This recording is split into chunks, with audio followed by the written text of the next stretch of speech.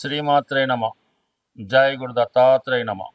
ఈ వీడియోలో మనం ప్రస్తుతం గురువు యొక్క గమనంలో గురుగ్రహం 2025 సంవత్సరం ఆగస్టు 12వ తారీఖున ఈ గురువు తన సొంత నక్షత్రమైనటువంటి పునర్వసు నక్షత్రం మీదకి ప్రవేశించడం జరిగింది.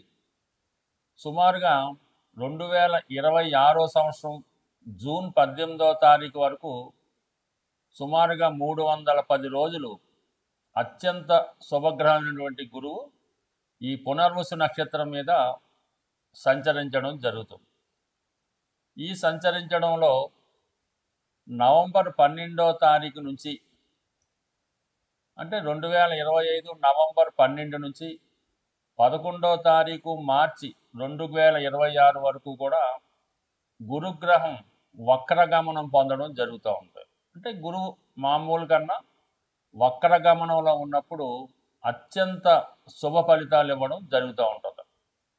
సో మళ్ళా మనకి ఇదే గురువు అక్టోబర్ 18వ తారీఖు నుంచి డిసెంబర్ 5వ తారీఖు వరకు అంటే ఇంతంతా 2025 సంవత్సరం అక్టోబర్ 18 నుంచి డిసెంబర్ 5 వరకు కూడా గురువు కర్కాటక రాశిలో సంచరించడం జరుగుతూ ఉంటుంది. అంటే అక్టోబర్ 18న కర్కాటకంలో ప్రవేశించిన గురువు నవంబర్ 12వ తారీఖున వక్రగమనం పొంది తిరిగి మళ్ళా మిథున రాశిలోకి ప్రవేశించడం జరుగుతుంది.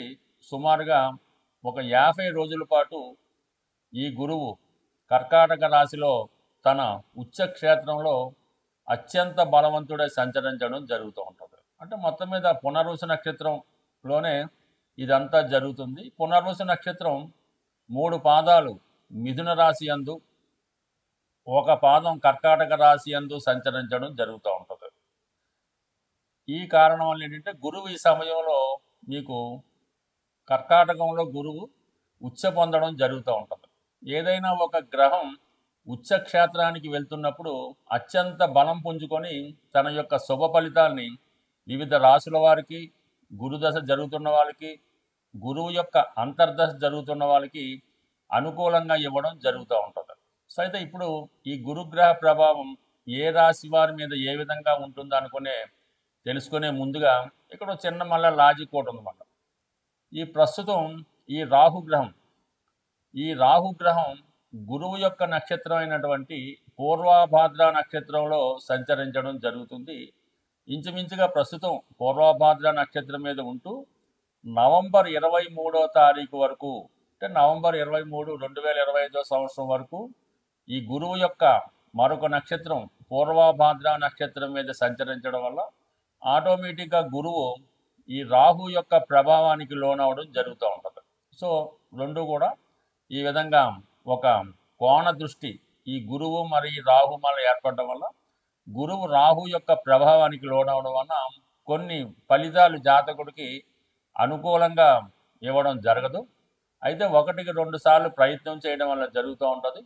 కొన్ని కార్యక్రమాల్లో అంటే రాహుకి అనుకూలంగా ఉన్నటువంటి కార్యక్రమాల్లో గురువు మనకి అనుకూల ఫలితాలు ఇవ్వడం జరుగుతూ ఉంటుంది. ఏదైనా గురువు ఒక భావంలో ఉన్న ఒక స్థానంలో ఉన్న ఆ భావాన్ని ఎక్స్పాండ్ చేయడం జరుగుతూ ఉంటుంది.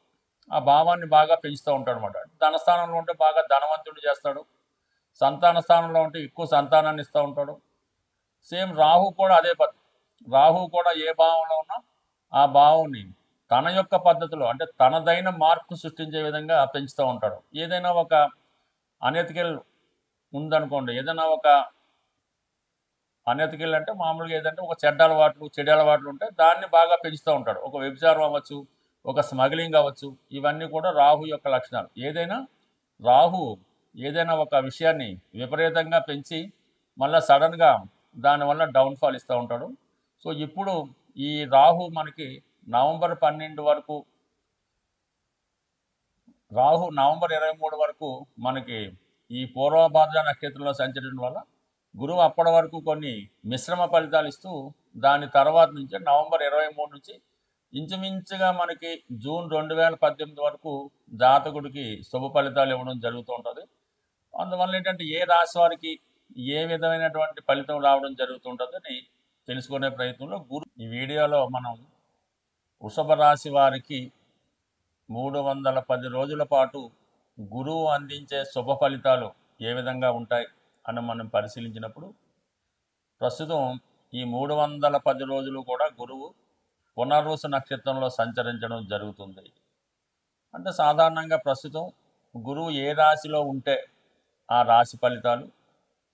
అయితే పునర్వసు నక్షత్రంలో ఉండడం వల్ల గురువు యొక్క సొంత రాశులైనటువంటి ధనుస్సు అలాగే మీనం, ఈ రాశుల యొక్క ఫలితాలు కూడా మీకు ఇవ్వడం జరుగుతూ ఉంటుంది.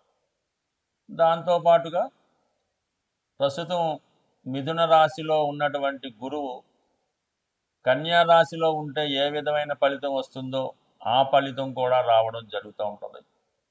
సో ఏదైనా వృషభ రాశి వారికి రాబోయే ఆగస్టు 12 నుంచి జూన్ 18 మధ్యలో, అంటే 310 రోజులు చాలా కాలంగా ఆగిపోయినటువంటి ముఖ్యమైనటువంటి పనులు, అలాగే మీ జీవిత ఆశయం, మీరు దేనికైతే సాధించాలి, ఏదైతే మీ యొక్క ఆశయంగా పెట్టుకున్నారో ఆ ఫలితాన్ని మీరు 100% సాధించడం జరుగుతూ ఉంటుంది. దానికి కేవలం మన వృషభ రాశి వారికి గురువు యొక్క అనుగ్రహంతో పాటు మనం చెప్పిన పీరియడ్ అంతా కూడా శని కూడా లాభస్థానంలో ఉంటూ కొద్ది రోజుల పాటు ఈ గురువు మీద కోణ దృష్టి ఏర్పడడం జరుగుతూ ఉంటుంది అన్నమాట. దీనివల్ల కూడా జాతకుడి యొక్క ముఖ్యమైన కార్యక్రమాలు నెరవేరడం జరుగుతుంది. అది ఏంటన్నది కొద్ది డీటెయిల్గా తెలుసుకున్నప్పుడు, మరి ముందుగా ధనస్థానంలో ఉన్నటువంటి గురువు అటు అష్టమాధిపతిగా ఆకస్మిక ధనలాభాన్ని, పోగొట్టుకున్నటువంటి ధనం తిరిగి సంపాదించుకోవడం, దూరమైనటువంటి బంధువులు కొంతకాలం పాటు మీకు దూరంగా ఉంటూ అసలు మాట్లాడలేకుండా ఎక్కడో విదేశంలోనో చాలా ప్రాంతాల్లో ఉన్నవారు తిరిగి మళ్ళీ మీ కుటుంబంలో కలుసుకోవడం జరుగుతూ ఉంటుంది. అలాగే ముఖ్యంగా ఏంటంటే కుటుంబంలో ఆగిపోయినటువంటి శుభకార్యాలు ఏమైనా ఉంటే తిరిగి పునఃప్రారంభం అవడం జరుగుతూ ఉంటుంది. అంటే ఏదో కొంతకాలం పెళ్లి ప్రయత్నాలు చేస్తాం, ఏదో కారణం వల్ల ఆగిపోతూ ఉంటాయి, దాన్ని మళ్ళీ తిరిగి ప్రారంభిస్తారన్నమాట. అంటే గురువు ఏ భావంలో ఉంటే ఆ భావం పెంచుతాడు అనుకున్నాం కదా, కుటుంబ సభ్యుల సంఖ్య పెరుగుతుంది. సో దీనివల్ల మీ కుటుంబంలో ఎవరో ఒకరు వచ్చి కలడం వల్ల, అది సంతానం వల్ల అవ్వచ్చు, మీకు సంతానం అవ్వచ్చు, పిల్లల పెళ్ళి అవ్వచ్చు, ఇవన్నీ జరగడం వల్ల అనుకూలత ఏర్పడుతుంది. గురువు ధనకారకుడుగా ధనాన్ని, సంతానకారకుడుగా సంతాన్ని ఇవ్వడం జరుగుతూ ఉంటుంది.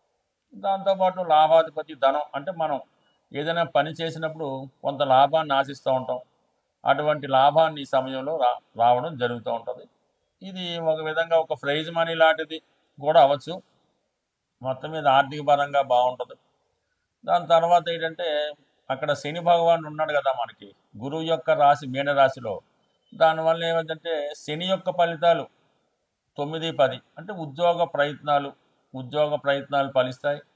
నిరుద్యోగులకి ఉద్యోగ అవకాశాలు రావడం జరుగుతూ ఉంటుంది.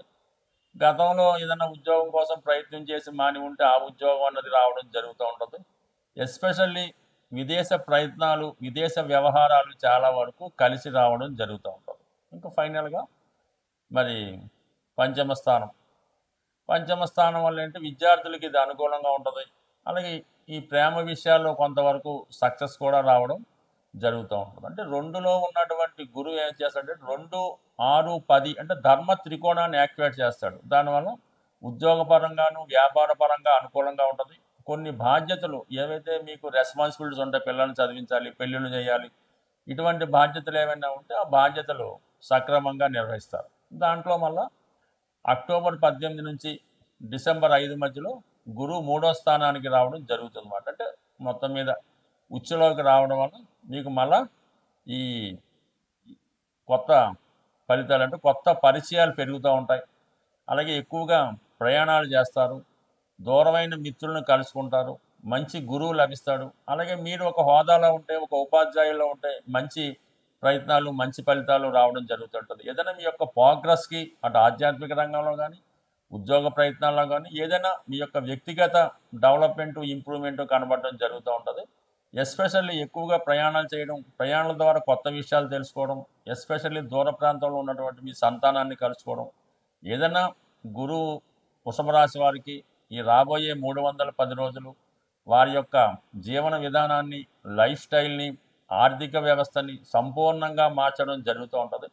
అయితే ఎప్పుడైనా సరే గురువు మనకు ఫలించాలంటే మనం మంచి నడవడికతో ఉండి, మంచి ఆలోచనలతో పూర్తిగా భగవంతుడి మీద భారం వేస్తే 100% మంచి ఫలితాలు రావడం అన్నది జరుగుతూ ఉంటుంది. అంటే ఏదైనా మన నడవడిక, మన మంచి ప్రయత్నం ఉన్నప్పుడే మరి గురుగ్రహం మనకి సహకరించి మమ్మల్ని అభివృద్ధి వైపు తీసుకెళ్లే ప్రయత్నం చేస్తుంది. గురుగ్రహ అనుగ్రహం సంపాదించాలంటే మరి సాధారణంగా ఈ రాబోయే ఆశ్వీజ మాసం, ఈ కార్తీక మాసం, కొన్ని పండగలు వస్తుంటాయి కదా. కార్తీక మాసంలో ఎస్పెషల్లీ మీరు ఏదైనా ఒక శివమాల ధరించిన, వెంకటేశ్వర స్వామికి సంబంధించినటువంటి మాల ధరించిన, లేదంటే రేపు దసరాలో అమ్మవారికి సంబంధించిన సంకల్పం తీసుకొని మాల ధరించిన, లేదు అయ్యప్ప స్వామి దీక్ష తీసుకున్న, ఏదో ఒక దీక్ష మీరు, అది 40 రోజులు, అర్ధమండలం, 8 రోజులు, మీ యొక్క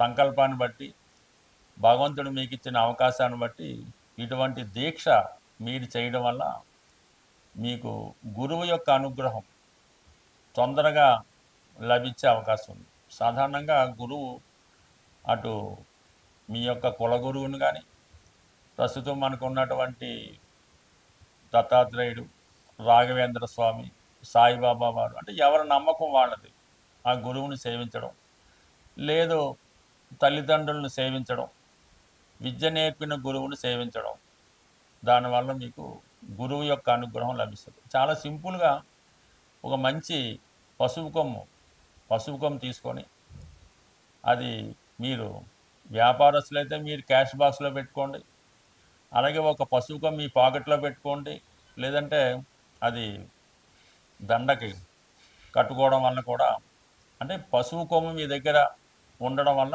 గురుగ్రహ అనుగ్రహం లభిస్తుంది. అదే గురువారం రోజు దైవాన్ని పూజించడం, అంటే గురువారానికి గురువు అధిపతి అవుతుంటాడు. ఆ గురువారం రోజు మీరు ఏ దైవాన్ని పూజించినా ఆ సంకల్పం మీకు రావడం జరుగుతూ ఉంటుంది. బట్ ఏదైనా గురువు యొక్క అనుగ్రహం పొందాలంటే ఎక్కువగా పసుపు వాడటం, పసుపు రంగు వస్త్రాలు ధరించడం, అలాగే పసుపుతో చేసినటువంటి వినాయకుడిని ప్రతిరోజు పూజించుకోవడం వల్ల కంప్లీట్గా మీకు గురువు యొక్క అనుగ్రహం లభిస్తూ ఉంటుంది. లేదు నవగ్రహాల్లో ఉన్నటువంటి గురువు యొక్క స్తోత్రాన్ని పారాయణం చేయడం వల్ల అనేక కారణాలు, చాలా సింపుల్గా కూడా మీరు గురువు యొక్క అనుగ్రహం పొందవచ్చు. కేవలం విఘ్నేశ్వరుని గరికతో అర్చించడం వల్ల అయితేనే, వెంకటేశ్వర స్వామిని తులసి దళాలతో పూజించడం వల్ల అయితేనే, శివుణ్ణి శుభ్రమైనటువంటి గంగాజలంతో అభిషేకం చేయడం వల్ల అయితేనే, సో ఏ కార్యక్రమం చేపట్టినా కంప్లీట్గా మీకు గురుగ్రహ అనుగ్రహం లభిస్తుంది. గురుగ్రహ అనుగ్రహం ఉంటేనే జీవితంలో అదృష్టం దొరుకుతుంది. సో ఏదైనా మరి గురువు యొక్క అనుగ్రహం ప్రతి ఒక్కరు కూడా చాలా సులభంగా పొందవచ్చు.